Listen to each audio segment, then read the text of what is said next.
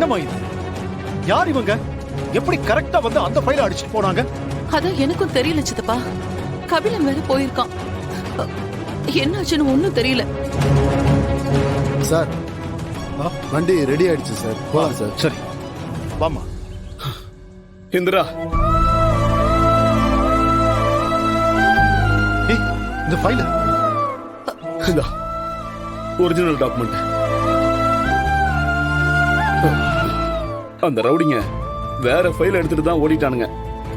இதான் ஒரிஜினல். எல்லாம் கரெக்டா இருக்கு. இனிமே ஒரு நிமிஷம் கூட லேட் பண்ண வேணாம். அந்த வர்மா என்ன வேணாலும் பண்ணுவான். அதுக்குள்ள இதை எடுத்துட்டு போய் கான்ஃபரன்ஸ் அட்டெண்ட் பண்ணு. சீக்கிரம் போ. வேற போய் எங்க அக்காவை காப்பாத்துற மாதிரி ஆக்ட் பண்ணுவாராமா. எங்க அக்காவுக்கு உடனே அப்படி இவர் மேல சாஃப்ட் கார்னர் வந்துருமா. மாமா என்ன மாமா, இது ஒரு முக்கியமான பிளான். இதெல்லாம் எங்க தாத்தா காலத்து பிளான் மாமா. இன்னும் இதெல்லாம் ஃபாலோ பண்ணிட்டு இருக்கீங்க? இந்திரா, என்னன்னு யோசிச்சுக்கிட்டு இருக்க?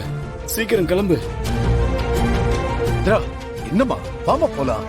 ஒரு நிமிஷம் சித்தப்பா, நீங்க அடங்கவே மாட்டீங்கல்ல?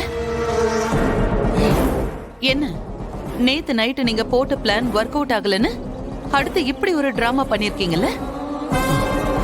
திரமா, என்ன பேசிக்கிட்டு இருக்கமா? எனக்கு ஒண்ணுமே புரியலையே. ஆனா இவருக்கு நல்லா புரியும் சித்தப்பா. எதுல விளையாடணும்னு கொஞ்சம் கூட விவசாய இல்லையா?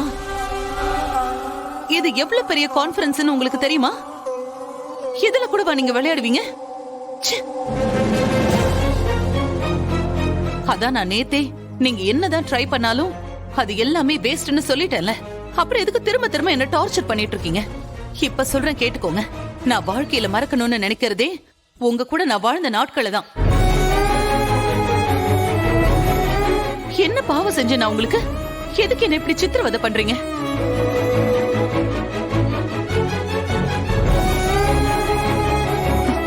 ஐயா சாமி, உங்களை நான் கையெடுத்து கும்பிட்டு கேட்டுக்கிறேன். இனிமே என் முன்னாடி இப்படி வந்து நிக்காதீங்க. ஏய் ஏய்